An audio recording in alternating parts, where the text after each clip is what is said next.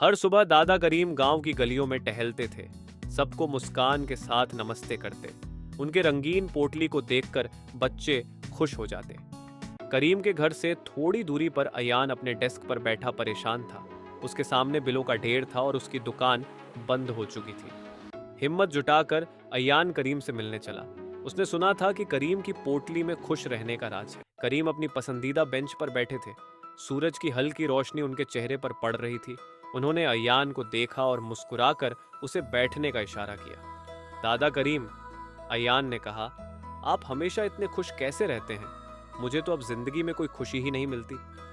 करीम मुस्कुराए और अपनी पोटली खोलकर बोले, इसमें मेरे खुश रहने के सारे राज छुपे हैं। अयान यह सुनकर उत्सुक हो गया। करीम ने एक पुरानी तस्वीर निकाली।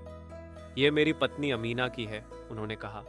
जब मैं उसे याद करता हूं तो उसके साथ बिताए पलों की खुशी को याद करता हूं, खालीपन को नहीं।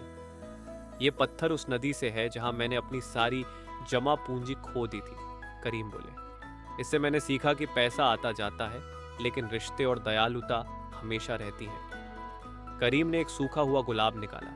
अमीना ने मुझे यह तब दिया था जब मैं बूढ़ा होने की चिंता कर रहा था। उसने कहा था कि मुरझाए हुए फूल में भी खूबसूरती होती है।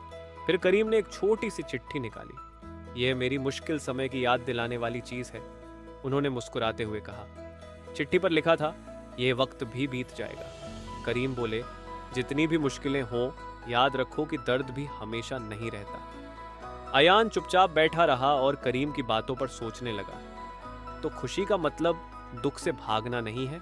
उसने पूछा। करीम मुस्कुराए। बिल्कुल, खुशी का मतलब अंधेरे में भी रोशनी ढूंढना और जिंदगी के सबक को अपनाना है। करीम से प्रेरित होकर अयान ने अपनी खुद की पोटली बनाई और उसमें अपने यादगार पलों और सबक को रखा। करीम देख रहे थे कि अयान बच्चों को अपनी पोटली का राज समझा रहा था। करीम ने मुस्कुराकर कहा, खुशी वह तोहफा है जो जितना बांटो उतना बढ़ता है।